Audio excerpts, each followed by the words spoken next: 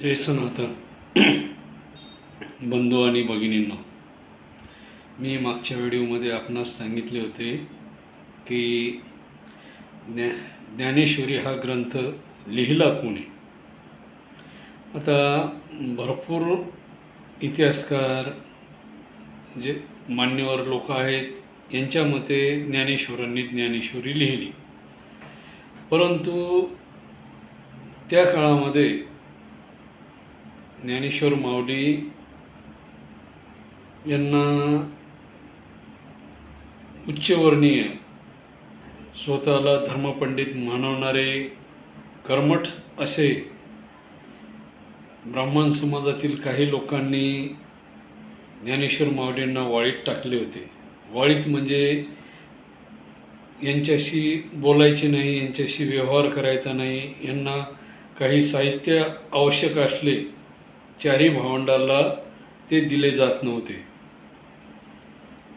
मग अशा परिस्थितीमध्ये काय करावे, तर आळंदीचे सिद्धेश्वर बेटामध्ये राहणारे जे काही कर्मठ लोक होते त्या लोकांनी यांना सांगितले की पैठण या क्षेत्री जाऊन तिथून शुद्धीपत्र आणा आणि ते शुद्धीपत्र आणल्यानंतर आम्ही तुम्हाला समाजामध्ये घेऊ.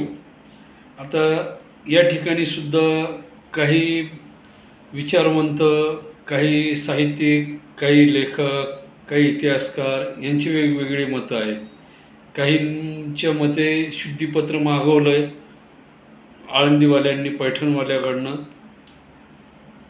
आणि काही ठिकाणी असा उल्लेख आहे की शुद्धीपत्र हा शब्दच त्या काळामध्ये नव्हता.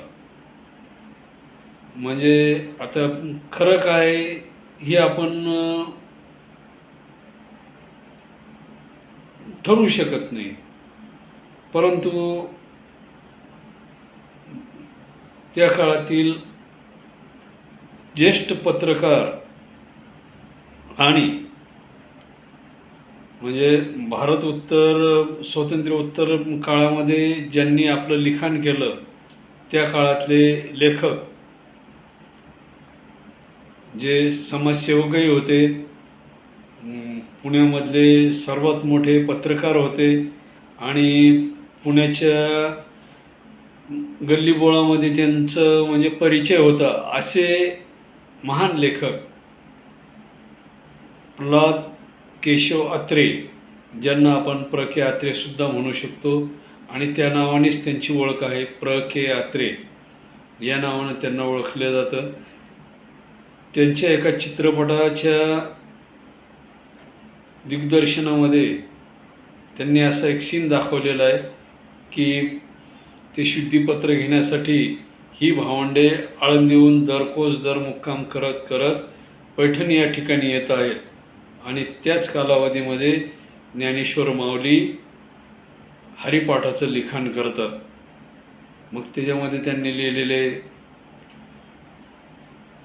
देवाची द्वारी उभाक्षण भरी तिने मुक्तिचारी साधविल्या, हरिमुखे म्हणा हरिमुखे म्हणा पुण्याची गणना कोण करी, अशा प्रकारचा हा 28 अभंगाचा हरिपाठ संत ज्ञानदेव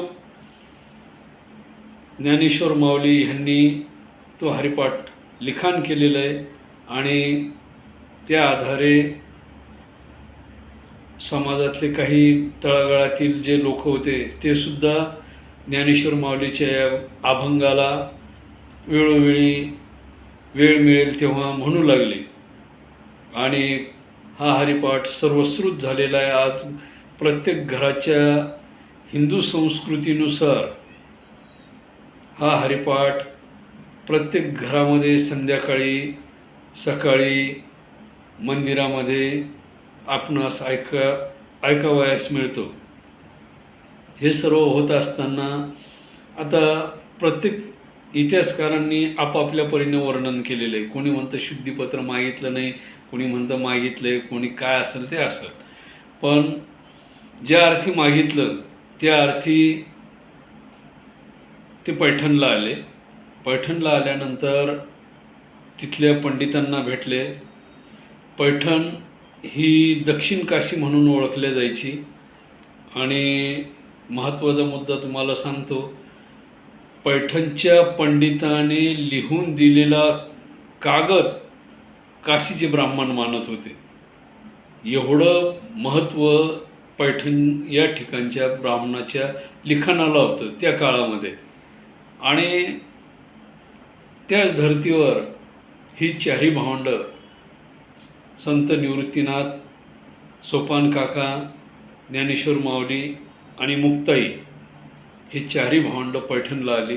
पैठणला आल्यानंतर त्यांनी ते शुद्धीपत्र मागितलं. आणि मागितल्यानंतर काय झालं की इथल्या लोकांनी नकार दिला. नकार दिल्यानंतर त्यांनी सांगितलं की तुला जर शुद्धीपत्र पाहिजे असेल तर तुला वेद येते हे मान्य आहे. आणि तेवढ्यामध्ये समोरून एक रेडा म्हशीचा मुलगा, म्हशीपासून झालेला मुलगा, हा एक कोळी त्याला घेऊन जात होता. त्याच्या अंगावरती पखाल होती. पखाल म्हणजे काय असतं माहिती आहे का? एक चांबड्याची पिशवी असती आणि त्या चांबड्याच्या पिशवीमध्ये पाणी साठवलं जायचं आणि ते पाणी घरोघर दिलं जायचं. मग त्याच्यामध्ये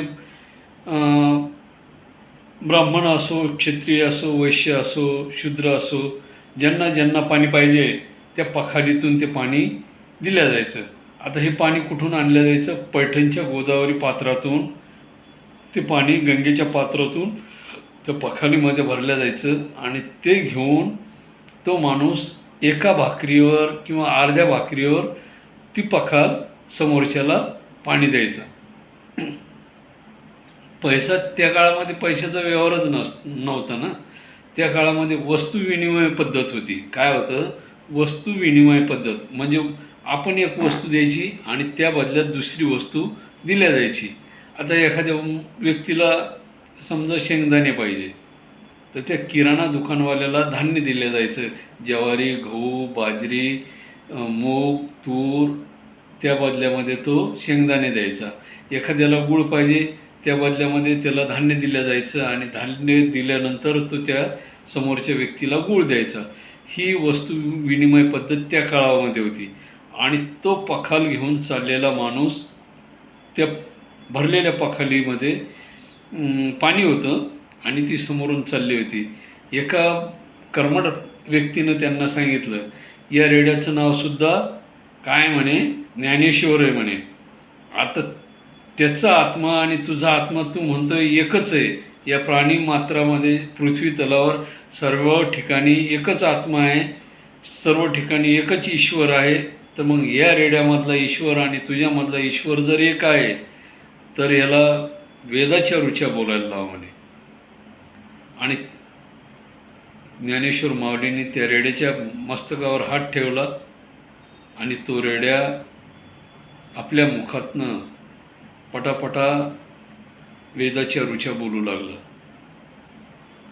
आणि ज्ञानेश्वर माऊलीला त्या काळात कळून चुकलं होतं की भविष्यामध्ये असे काही लोक जन्माला येतील, ते म्हणतील की रेड्या नावाचा एक गावामध्ये पहिलवान होता. त्याचे पूर्ण शरीर काळं होतं, डोळे पांढरे होते, दात पांढरे होते आणि ते चमकत होते चांदीप्रमाणे.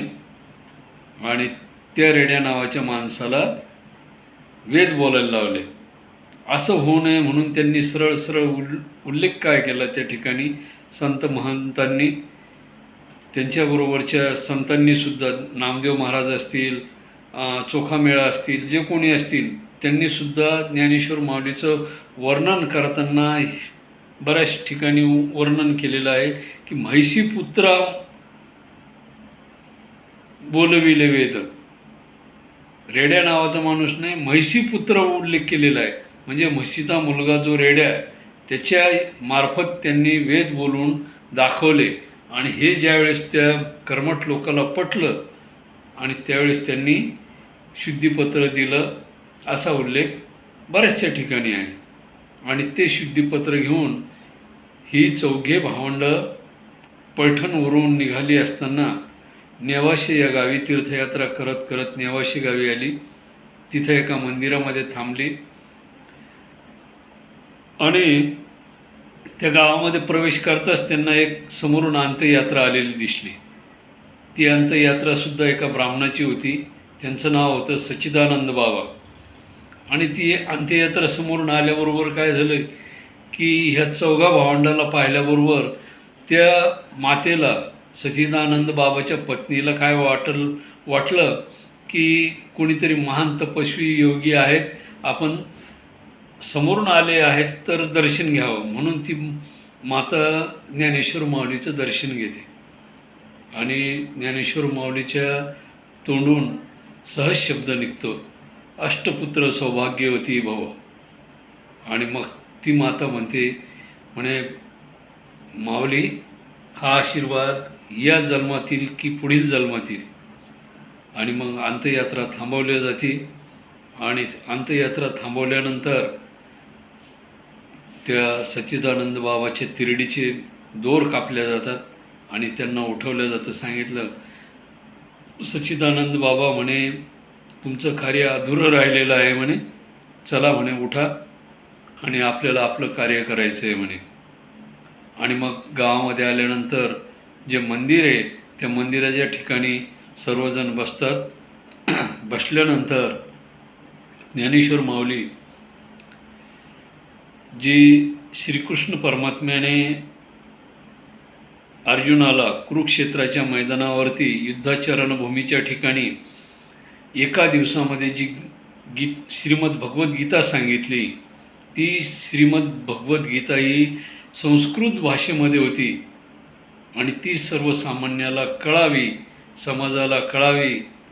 ज्यांना संस्कृत येत नाही अशा लोकांना ती कळावी, म्हणून ज्ञानेश्वर महाराजांनी ज्ञानेश्वरी म्हणजेच भावार्थ दीपिका म्हणून त्याला नाव देण्यात आलेलं त्या ग्रंथाला. आणि तिथून पुढं याच भावार्थ दीपिकेला काय म्हटलेलं आहे, ज्ञानेश्वरी म्हटलेलं आहे. ज्ञानेश्वर माऊलींनी सांगितली आणि सच्चिदानंद बाबांनी लिहिली. कारण या ठिकाणी सुद्धा ज्ञानेश्वर माऊलींनी पुढचा विचार केला, मी जर लिहिली तर समाज मला मान्य करणार नाही, मायथोलॉजिकल समजेल आणि भरोसा करणार नाही येणारी पिढी. या दृष्टीनं त्यांनी काय केलं आहे की एका मेलेल्या व्यक्तीला, ज्याला आपण डेड बॉडी म्हणतो इंग्लिशमध्ये, त्या डेड बॉडीला त्यांनी सजीव केलं आणि त्या सजीव केलेल्या व्यक्तीच्या हातानं म्हणजेच सच्चिदानंद बाबाच्या हाताने ज्ञानेश्वरीचे 18 अध्याय 700 श्लोक मराठीमध्ये करून घेतले. आणि आजही तुम्ही नेवाशी या ठिकाणी जा, ज्ञानेश्वर माऊली ज्या खांबाला टेकून बसलेले आहेत तो खांब त्या ठिकाणी आहे. ज्या ठिकाणी सच्चिदानंद बाबा बसलेले त्यांनी ती ज्ञानेश्वरी भावार्थ दीपिका लिहिली ते ठिकाणी त्या ठिकाणी आपणास पाहावयास मिळेल. नेवासे हे गाव नगर जिल्ह्यामध्ये येते आणि पुणे संभाजीनगर या महामार्गावर ते गाव लागते. यदाकदाचित आपण जर एखादी वेळेस त्या भागामध्ये गेलात तर अवश्य या नेवासे गावाला भेट द्या, जेणेकरून तुम्हाला ज्ञानेश्वर माऊलीचे महात्म्य कळेल. एक 16 वर्षाचा तरुण मुलगा काय सांगतो आणि समोरची व्यक्ती काय लिहिते हे आपणास कळून येईल. 16 वर्षाच्या तरुण मुलाला बारीक सारीक स्वयंपाकघरातील वस्तूचे सुद्धा किती बारकाईनं ज्ञान आहे हे आपल्या ज्ञानेश्वरी वाचल्यावर लक्षात येईल. 10वी काय जाणे कढीची चव. आता 10वी म्हणजे काय माहिती आहे का तुम्हाला? ज्याला आपण चमचा म्हणतो किंवा पळी म्हणतो. म्हणजे एवढे बारीक सारीक उदाहरणं त्यांनी त्या ठिकाणी दिलेले आहे. काजव्याचं उदाहरण दिलेलं आहे. काजवा ठीक आहे, मान्य आहे, पण स्वयंपाकघरातल्या गोष्टी काय माहीत. म्हणजे त्यांचं ज्ञान त्या ठिकाणी तुमच्या लक्षात येईल की किती प्रखर होतं. चकोर वगैरे हे शब्द त्यांनी त्या काळामध्ये त्यांच्या परीने त्यांचं ज्ञान किती महान म्हणता येईल. आणि भरपूर त्या काळामधले संत महंत जे आहेत, नामदेव महाराज असतील, चोखाबाबा असतील, संत नरहरी महाराज असतील, जनाबाई असतील, त्याच्यानंतर सखूबाई असतील, गोरोबा काका असतील, सावतामाळी असतील, ह्यांनी त्या ठिकाणी ज्ञानेश्वर माऊलीचं वर्णन करताना सखा माझा ज्ञानेश्वर, प्रत्यक्ष विष्णूचा अवतार म्हणून त्यांनी त्या ठिकाणी दाखवलेलं आहे. आता तुमची भावना आहे नाही हा भाग वेगळा, परंतु एवढ्या कमी वयामध्ये 16 वर्षाच्या अवधीमध्ये एवढं प्रखर ज्ञान एका मुलाला प्राप्त होणं अद्वितीय असं आहे. असामान्य अशी व्यक्तिमत्व असलेलं ज्ञानेश्वर माऊलीचं हे स्वरूप एकदा आपण वेळ काढून अवश्य आळंदीला जा, माऊलीचं दर्शन घ्या, किंवा माऊलीच्या वारीमध्ये एकदा जाऊन बघा तो सोहळा काय आहे, आणि मग कळेल की 16 वर्षाचं महात्म्य काय असतं ते.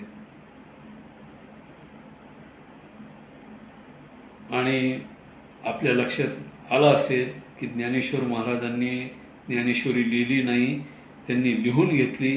भविष्यामध्ये येणारी पिढी आपल्यावर बोट उचलू नये, आपण मायथोलॉजिकल आहेत हे म्हणू नये म्हणून त्यांनी मुद्दाम होऊन समाजाच्या दृष्टीने हे कार्य केले.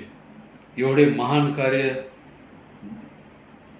त्या कार्याचं वर्णन करताना माझे शब्द अपुरे पडत आहेत. अशा त्या महान ज्ञानेश्वर माऊलीला माझे शतशत प्रणाम. मी त्यांना नम्र अभिवादन करतो. आणि या ठिकाणी माऊलीचे स्मरण करून मी माझे 2 शब्द संपवतो. जय सनातन, जय ज्ञानेश्वर माऊली.